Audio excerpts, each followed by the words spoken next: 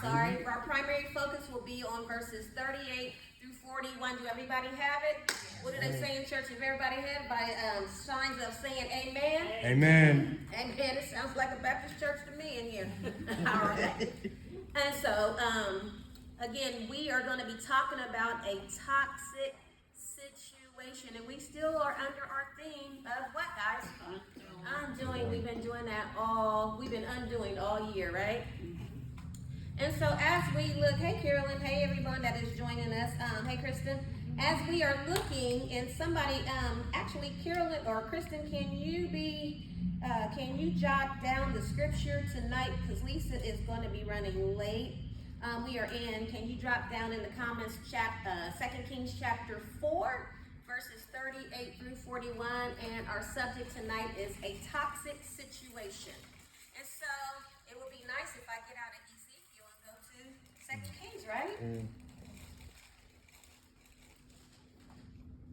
Monica, you gonna say duh? Duh. All right. It's an inside joke. Okay. Last couple of weeks. Oh, okay. So I would like to welcome some new people here. Well, actually, he's not new to the Bible study. He's not new to Tuesday in the Word, because he show up every Tuesday online and is very active on virtual Bible study. But he texted me this week and said, got me a car. I'm coming. I'm pulling up. And I'm thankful because Nene normally runs the cameras and stuff, and she's running late today, so he stepped in and helped that bush. Yeah. As always, It's so got good. a ram in the bush, don't he? Okay, it's okay. Okay, so here in 2 Kings chapter 4, we will see a toxic situation. So the setting here is there is this prophet named Elisha, and then there's this company or these students that are prophets. And what has happened is they are in Gilgal, but the problem in Gilgal is there is a famine. Can we say famine? Famine. And you guys online say famine. So there's a famine, and when we have a famine, what happens during the famine? What goes on during a famine? Nothing going on, exactly. Nothing to eat. It's a lack. It's a dry season. It's a drought. Nothing's growing. Nothing's producing. It's a famine. There's lack. And so what they have here is they're in a setting, they're in a place that is a famine, meaning they are exposed in a season where there's not much going on. There's nothing growing. There's scarcity with food. And again, everything that comes with being in a famine. And so what happens here is, how many of us know that just because you're in a famine doesn't mean your appetite goes away? You're still hungry. You're still hungrier. You're hungrier because you know there ain't really too much to choose from, right? Yeah. And so they're hungry. And so let's start with it. Look at verse 38. Let's begin there. Again, welcome everybody. Hey, Yvette. Welcome everybody who's joining us virtually. Look at verse 38. We see here that Elisha has come back to Gilgal during a famine in the land, and the sons of the prophet were sitting before him, and he said to his servant, put on a large pot and cook stew for the sons of the prophet. So basically he's saying, let's get ready to try to get something to eat, all right? And so then one of them went into the field to gather herbs, herbs, and found a wild vine and gathered from it a lap full of wild herbs. And came and cut them up into the pot of stew, although they did not know what they were. And so they served it for the men to eat, but as they ate the stew, they cried out, "O man of God, there is death in the pot," and they could not eat it. So can we say they are now involved in this is describing a toxic situation, because if there's death in the pot, if they're saying there's death in the pot, that means that what was placed in the pot was harmful. What was placed in the pot is poisonous. And what is poison? Toxic. And so here we find ourselves in a toxic situation, right? And so what happens, how we arrive here, again, they are in this famine. And so, again, they're wanting something to eat. The leader of the group, which is Elijah, says, hey, go put on a pot and go get some herbs to put in this pot so we can eat. And so what happened is one of them who went out gathered from a vine, unbeknownst to him, that was poisonous. And so this toxic situation was unintentional, I'm sorry. But before we dive into that, let's talk about toxic situations. Most of the time when we hear about people being toxic, it's always people that do it intentionally, so we think, right? Oh, they just toxic. They always got something going on. They always involved in drama and all that, right? And so we see it a lot on TV. Who watches that show on, what channel is it on? Huh? Zeus. What she say? Zeus has all the drama. Zeus is a toxic channel, right? But it's who is not ashamed to say they watch baddies? What about you guys online? Online. Who watches baddies? It's a very awful. I have one of my children loves to watch it, never misses a beat. Tried to get me to watch it, and I was watching it one time with her, and I was like, I don't want to watch this. All they was doing was fighting. If anybody know about that girl named Krishan Rock, she ain't on there anymore. But when I did watch it that time, that was the first time that I seen somebody about this big tear into somebody like nobody's business. Yeah. It was a situation. The show is really driven by just people fighting all the time, just jumping up fighting. I watched this little girl. Well, she's not a young lady. I watched her. This one girl was talking stuff, and she was sitting up on a counter, like the sink. She was sitting on the sink, and she was talking. And so you better beware of the ones that don't be arguing back and forth with you. Quiet. This Krishan, she was just quiet. Quiet. Next thing I know, I blinked, and that girl had let loose. She done beat the girl up in the sink. And she said, I cleaned the dishes. She beat her up in the sink. And that wasn't just her first, that wasn't the only fight. Everybody she fought, whether big or small, she was dusting them. And I hear she got a sister that's fight even better than her probably. Right. But I don't watch it, but I ain't gonna lie, that situation caught my attention. When I seen her whip that girl's butt, I was just in shock and amazed at the same time, like, what? How do you just beat somebody up in the sink? Yeah. In the sink. And so, again, we are always, there's times where we are exposed to toxic situations, whether it's TV shows, but sometimes we ourselves can be toxic. Or we can be part of a toxic family, where that's all the family do is argue and fight, and there's always somebody keeping up stuff, right, in the fight. And sometimes it's not just the kids that's doing it. Sometimes mama got some stuff going on, and sometimes daddy got some stuff going on, or uncle got some stuff going on. It's all kind of family members that keep up trouble. And again, don't go to now it don't happen at our family reunion, because we ain't have no fights at the family reunion. If we have, nobody told about it. But some family reunions, they be scrapping, they be fighting and everything, right? Or wait a minute, not only that, not too long ago, and it ain't been here recently, but I've heard of people fighting on Thanksgiving, chitlins flying and everything, right? So we're talking about toxic situations, right? Toxic situations. A fight at a funeral? Oh, yeah. Lord have mercy. Yeah. Speaking of funerals, we ain't fought at no funeral, but I ain't gonna lie, don't sit by me. Me and my cousins. True story. Me and my cousins, Monica and Regina, we were at my cousin's funeral. This was years ago, my cousin's funeral. And this one lady had bragged about how good this one lady was gonna sing. She bragged, oh, she could sing. And this was a time when I wasn't all the way in church, and we might have had a little something to drink too. And I was sitting by Monica, and my mom was on the other side of me, and then Regina was in front of us with her mother. And so the lady get to singing, right? And I'm telling you, I don't know why they was bragging on her, but all of a sudden, I was trying to look straight ahead.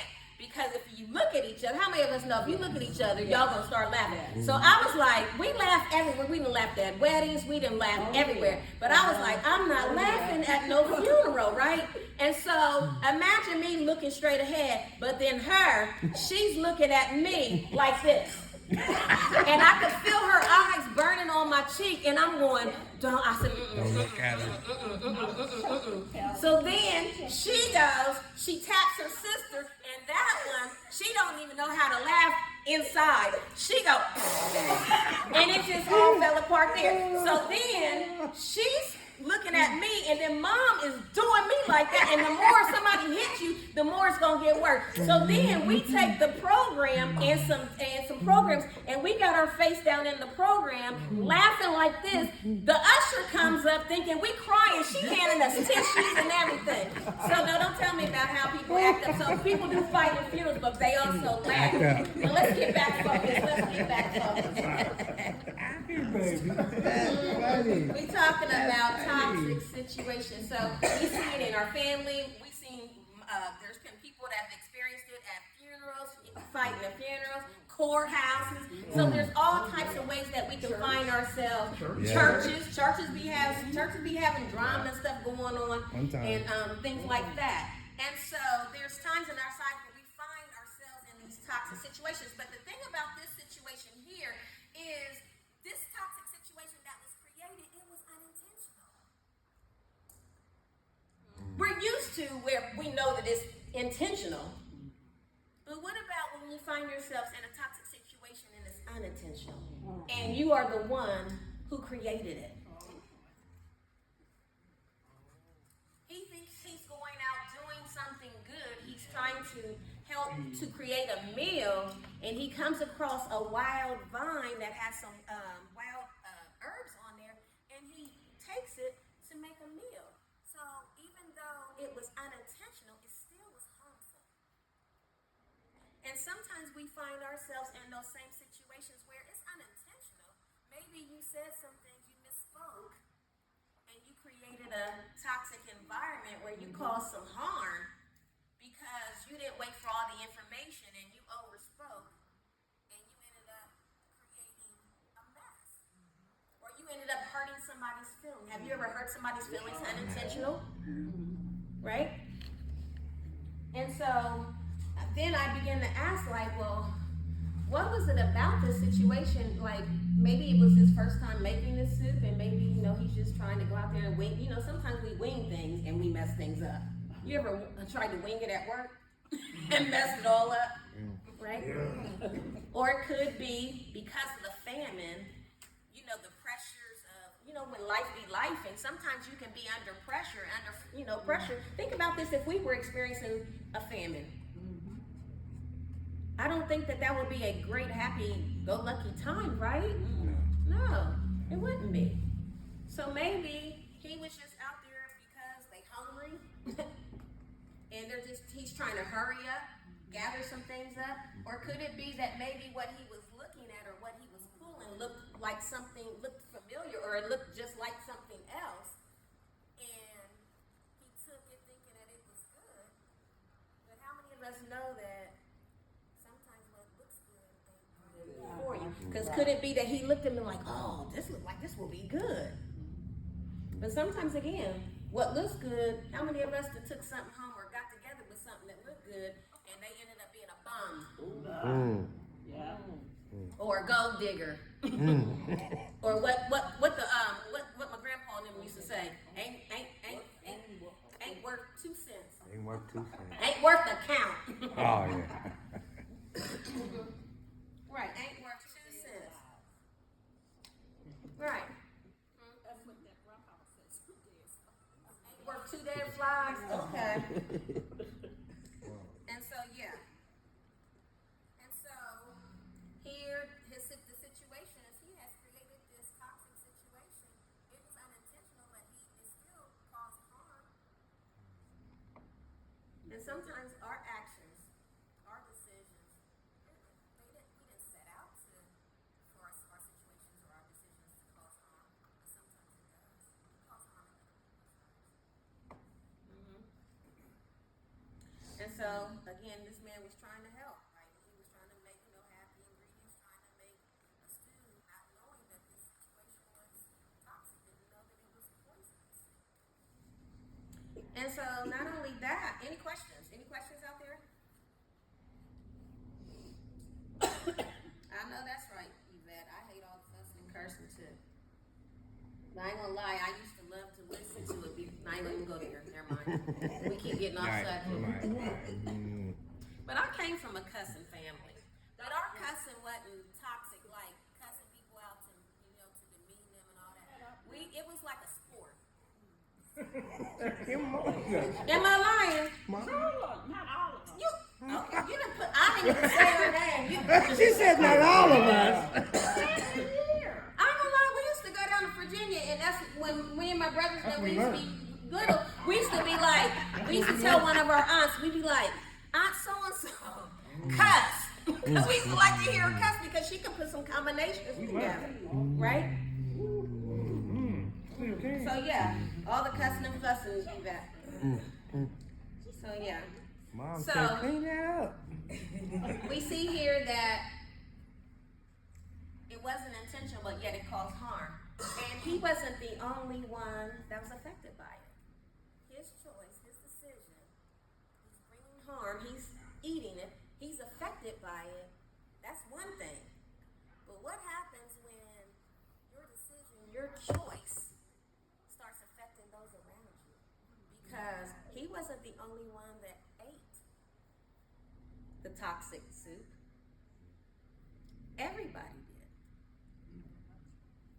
And sometimes that's what happens with us, is our decisions and our choices, although we don't set out to cause harm, oftentimes when we do cause harm, it's not just harming us, we harm those that are connected to us, those who are in close proximity to us.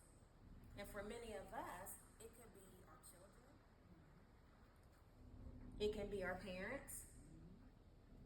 Because if we, let's think about it, but what about people who are young people that selling dope out in the street that live with their mom and daddy? Maybe their mama and daddy don't even know they out there slinging or selling dope or whatever.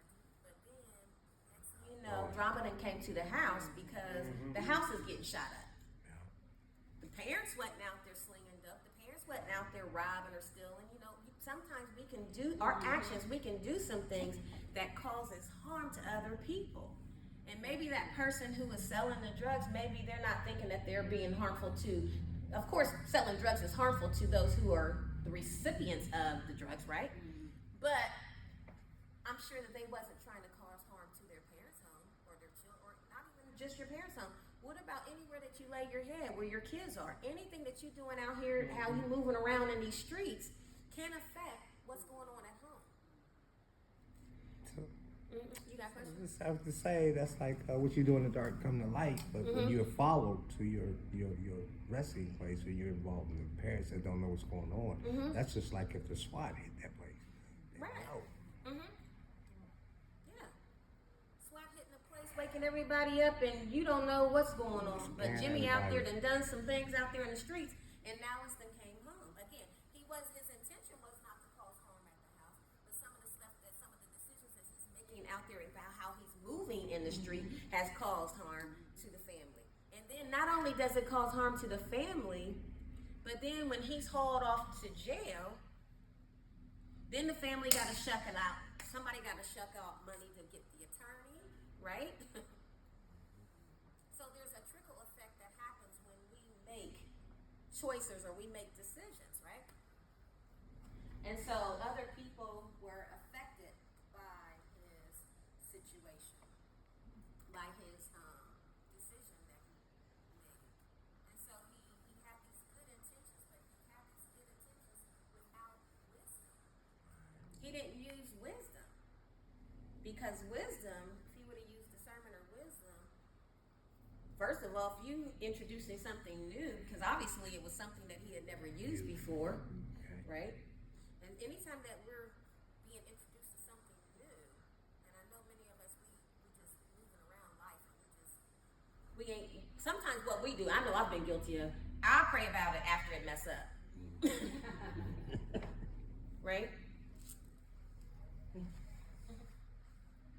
A lot of us could have been saved a lot of betrayals and things if we would have prayed about, Lord, who is she? What's she about? I know what she's presenting me with. She's acting like she's cool with me. She acting like she want to be family. She acting like she want to be the best buddy. But Lord, who is she? Because anybody can sell yourself at an interview. How many of us that lied on some applications?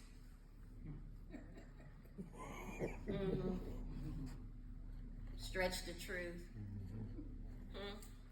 Sure. Or that wasn't very honest in the interview because you really wanted a job.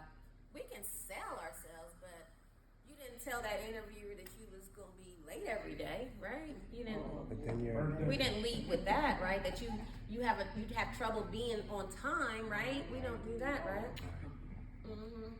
We didn't tell the interview that you take extended lunch periods, right? We don't lead with that. So we can sell ourselves in an interview, but people find out our character once they get to experience us. And some of us, we didn't find out about the person until we got to experience. How many of us are still with that same boy or girl that we went to high school with? But you thought you was gonna rock with them forever, right? They did. You said they did.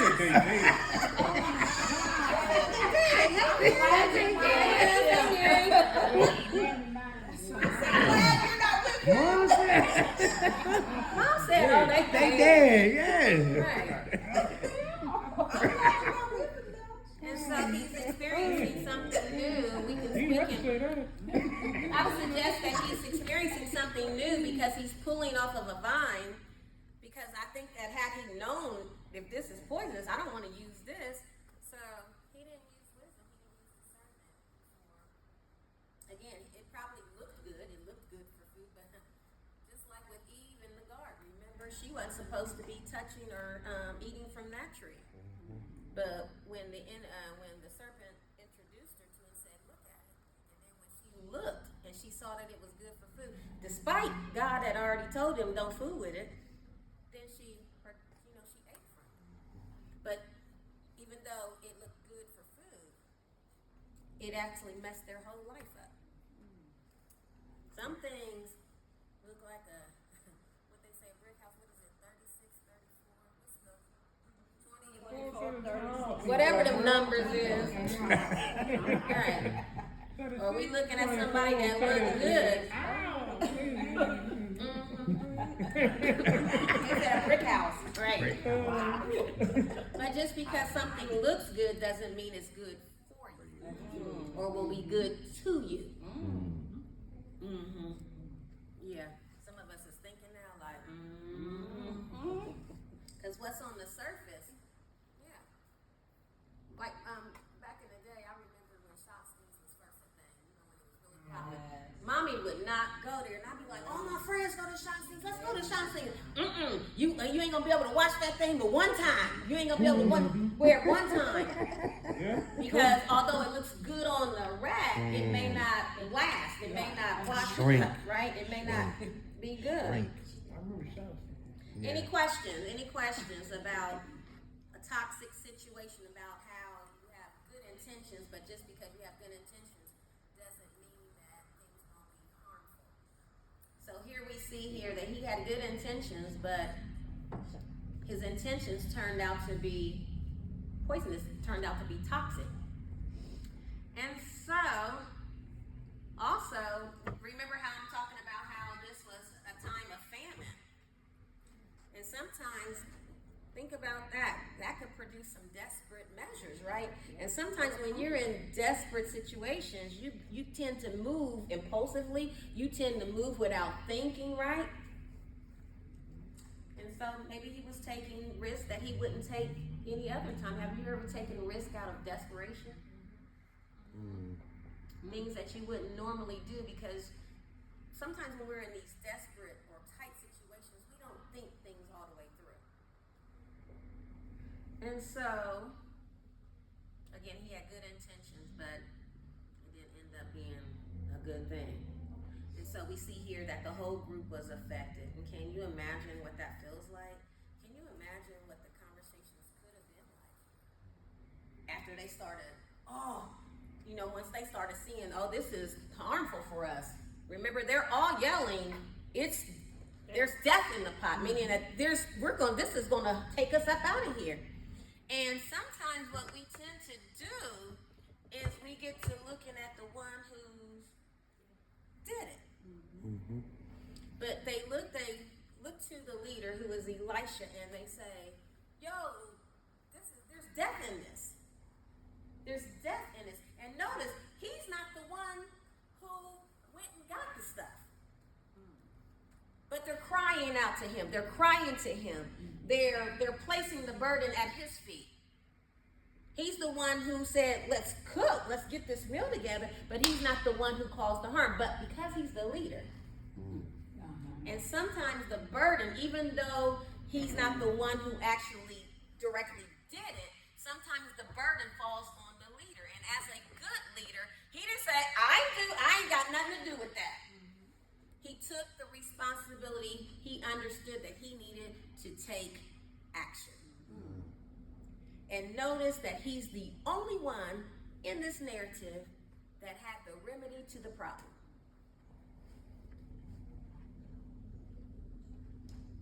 And that's something to think about, because we're looking at everybody else like nobody else had the remedy.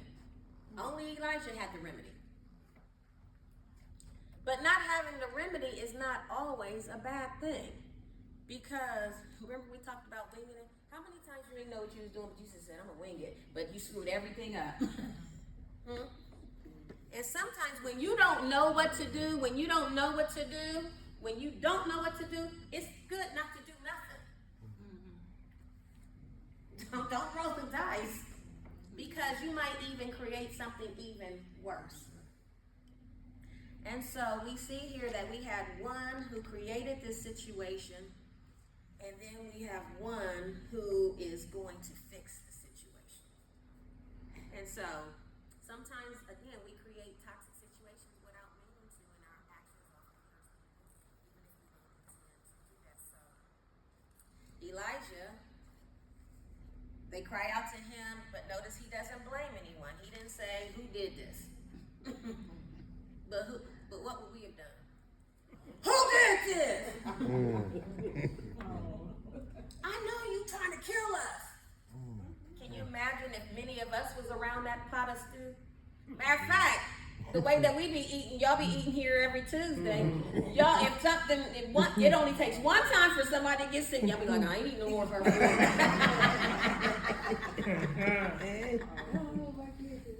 And matter of fact, y'all wouldn't even say nothing to me. Y'all would get in the parking lot and be like, did you touch that? Did you like that? Something wasn't right with that.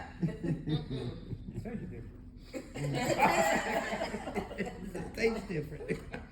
Right, and so he didn't blame anybody. Even though he didn't do it himself, he didn't blame anybody.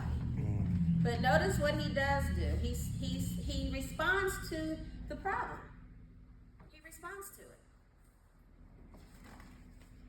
He responds to it, and he says, wait a minute. The first thing that he does is, let's look at it.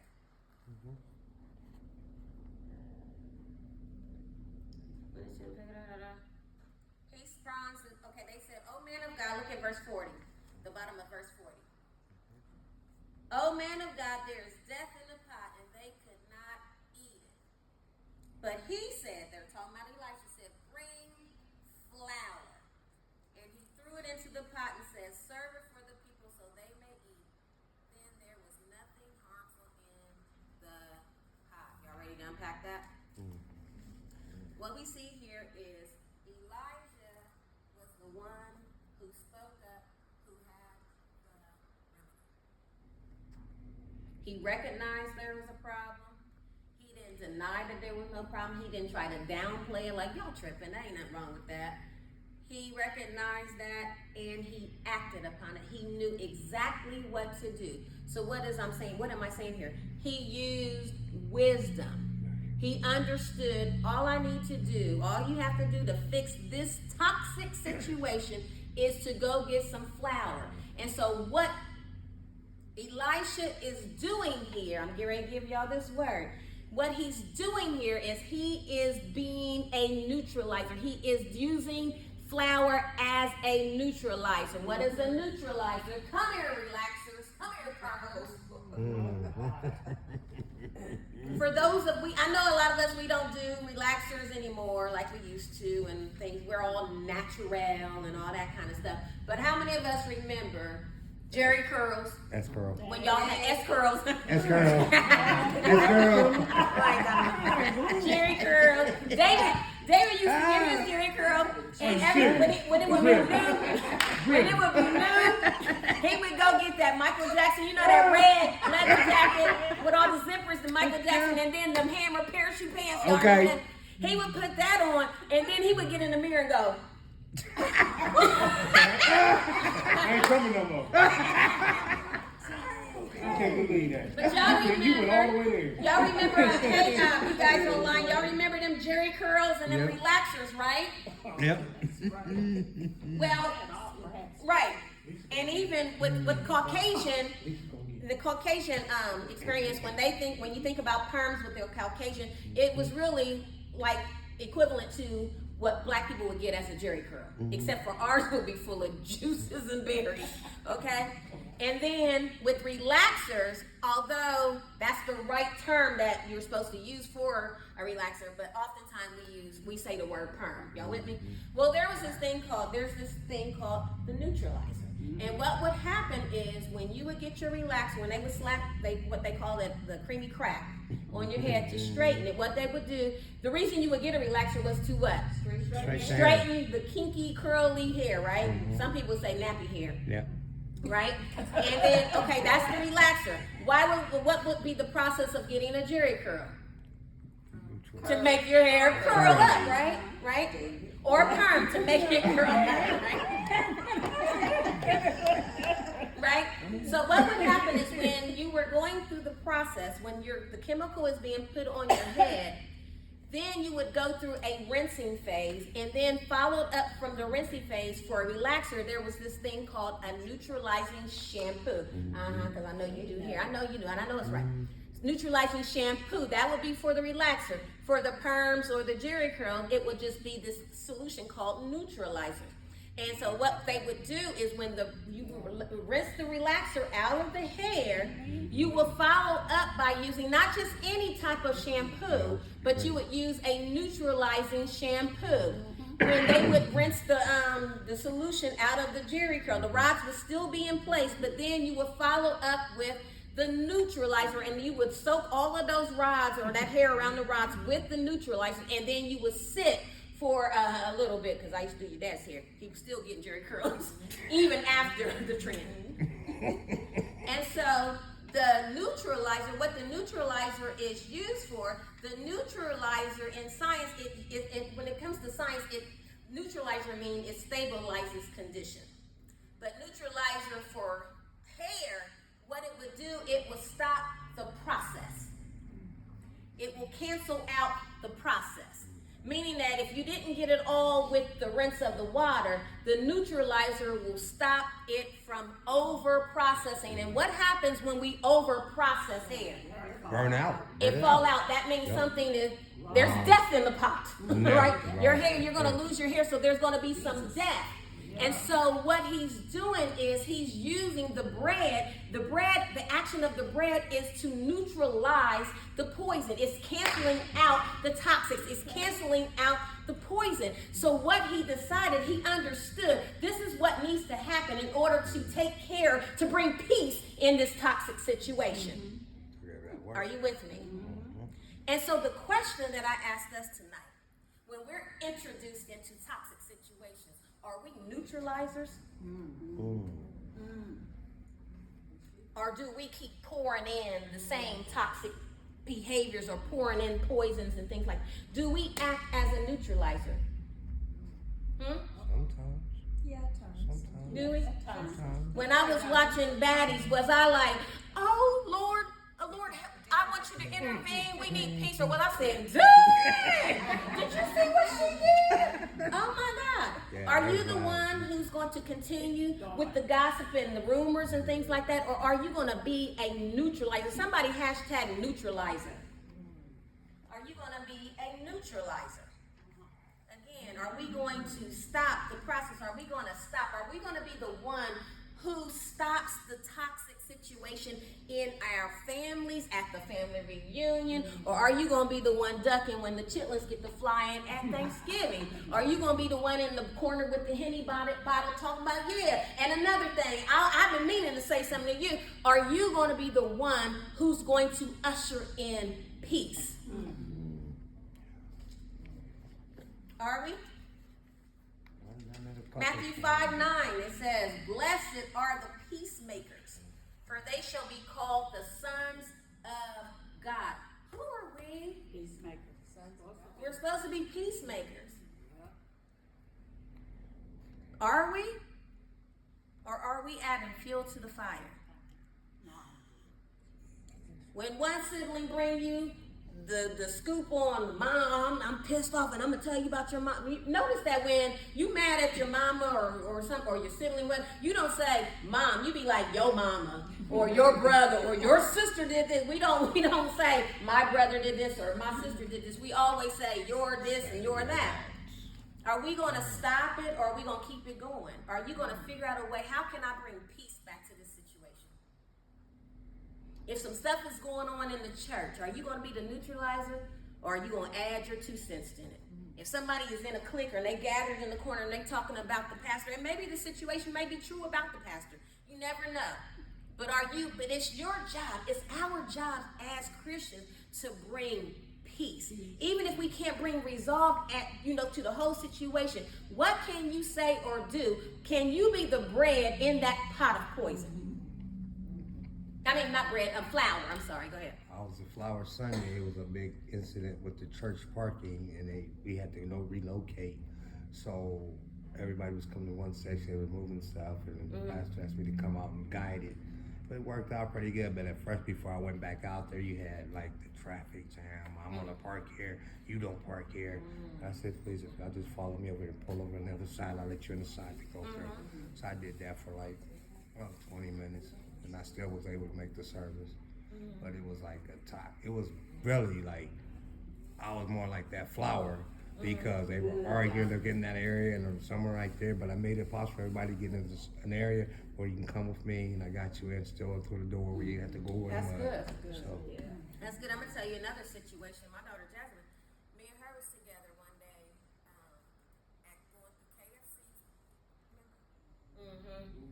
And my daughter Brittany is the rough one. That's the fighter. Okay. Jasmine used to not want to fight. She was always the one. She will. She was She's the a neutralizer. Okay. She was the one that I had to go out there. She would come home and said somebody slapped me, and I'm like, "What you mean they slapped you?" And then I make all the kids, every last one of my kids, all of y'all go out there, and don't you come back Some power without stuff. taking care of that situation. Some But raising one day, cane. me and her, this was a few years ago, not even that long ago, about 3 years ago, we at KFC, and we in the drive-thru, and this car, it wasn't cut, it cut in front of me to get to the intercom. Like, I'm next to get at the intercom, and it just came up and just like gangster beat you, like came up and, or tried to get in front of me, or tried to pull in front of me, and I didn't even get a chance to say nothing because I'm still a work in progress. But this one, what are you doing? And he started saying little stuff, like crazy stuff. On fire Next thing you know, this one getting out the car, so I'm getting out the car. So normally, if it's me and Brittany, ain't no stabilizing there, ain't no flour there. Right. But at least she used to be the flour, the stabilizer. But she getting out the car, I'm getting out the car, because one thing that if you want to really mess with somebody, it's mess with them. Say some stuff to their kid. And I don't care how old your kids are. They can be grown. And if somebody says something to your kid or challenges your kid to something, you're ready to get out of pocket. Right there. Right? But even in that situation, I should have been the flour. I should have been the neutralizer. Yeah, that's any questions? How y'all feeling out there? That's right. Deborah being hey, Melissa's. a neutralizer. And so that's what we should be. Again, Matthew 5:9 said, blessed are the peacemakers. So the question is, are you a peacemaker or are you a pot stirrer? Sometimes you can be both. Or are you the dog that carries and brings the bone? You carrying it and bringing it. When some mess jump off in the family, y'all got y'all. You know you got the one chat, but then you got the backdoor chat. You know you got the family chat, but then you got another chat. Because let's say the family is talking about some stuff and you don't like the way the family's talking about the stuff, or a friend chat, then you backdoor that chat and you talking amongst yourselves to somebody else about what's going on in the other chat. Again, are you pastor or are you the peacemaker? And so he knew exactly what to do to take care of the situation. He was the one. Yeah. She jumped So out the the question car. is, do we, when faced with a toxic situation, do we step in? Or do we step away? Because sometimes, even our silence is speaking. Because sometimes you know that you can step in and resolve the situation. But sometimes people just like to stand back and just let it just go on. I don't know about you, but You shouldn't. you like to watch. You may not be involved in it, like you ain't cussing and going off, but you like to sit there and watch and you're like, let me pour my wine, let me pour my drink, let me sit back here and drink, because you like to watch the stuff. So are you willing to be the solution? And again, notice that the only one that had the solution is the one who stood and took action. Because if you don't have the solution, shut up. Pray. That might be your position. Because there may be something that's going on that is way out of your pay grade. You don't know what to do. Because I'm going to tell you right now, back in the day in his prime, if Mike Tyson got to fighting somebody, I'm going to have to sit that one out. But I'm going to be praying, like, Lord, help them. I don't know what to do. Maybe I could call the police. I don't know what to do. Maybe my position is just to pray. Sometimes when we don't know what to do, our position is to pray. Don't get involved in something and then try to wing it, because it could be that you're trying to make things worse. But I'm reminded of the ultimate neutralizer as we wrap this up. He was called to stop the damage of sin. And I'm talking about Jesus. You know, we were in a state of sin. And he answered the call to action. Because before Jesus went to the cross, our relationship with the Father, with God the Father, was very strained, broken. It was hostile. But instead of stirring the pot, he didn't do that. He acted as a neutralizer. Because the state of sin that we was in, it was leading us to condemnation, death, damnation. But he stepped in as a neutralizer. And we are followers of Jesus Christ. So if he's showing us the pattern, he's showing us the blueprint, we should also want to step in and neutralize the situation. But I'm so glad that he's the ultimate neutralizer. He is the one who can cancel or undo some things that are toxic in our lives. Again, we're talking about undoing. Remember what was done? It was death in the pot. But when he threw the flour in it, that reversed that situation. And so I'm glad about tonight. I'm glad about Jesus, because he is the neutralizer. He is the one who stopped the process of us going to hell. He is the one who stood in the gap. He is the one who went to the cross of Calvary, not just for me, but for you. Not just for Christians. He went for the saved, the unsaved. He went for the Buddhists. He went for all of them. Not just the straight, he went for the gay, he went for the transgender, he went for all of us. And I know some of us don't like to hear that, but let me tell you, he died for all. Now, all of us won't receive him, but he died for all. Yes, yes. And I'm so glad that he died. I'm glad that he is the one who answered the call. Because we couldn't answer, because again, we standing around. Could any of us die on that cross? No. Could any of us been beaten and crucified? No. The one who knew he could do it, even though he struggled with it, He struggled with that decision to go through with it, but once he got it together, once he said, not my will, but your will be done, Lord, he went on and did that thing, did he not? Yes, he did. And I'm so glad about that. And so he bled, suffered, and died, not just for me, but for all of us. And he was buried in a borrowed tomb. And on the third day morning, boy, I tell you, all of that poison, all of that sin was canceled out, right? Yes. And so then he ascended to heaven. And one day, he ain't done. One day he's coming back again. Yes. And so again, we're talking about a toxic situation. Will you be the pot stirrer, or will you be the neutralizer? #neutralizer. All right, guys. That concludes our Bible study. Do anybody have any questions? Thank you all for joining. You can turn the YouTube one off. Thank you all for joining.